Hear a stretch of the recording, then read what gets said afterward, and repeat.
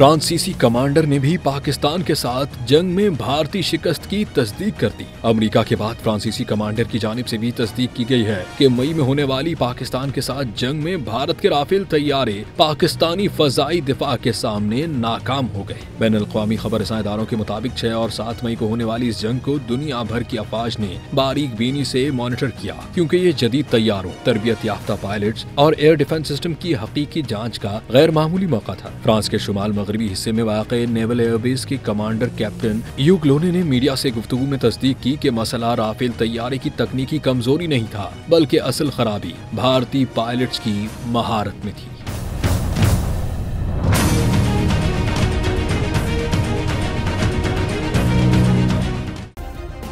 Subscribe करें और bell दबाएं ताकि कोई खबर रह न जाए।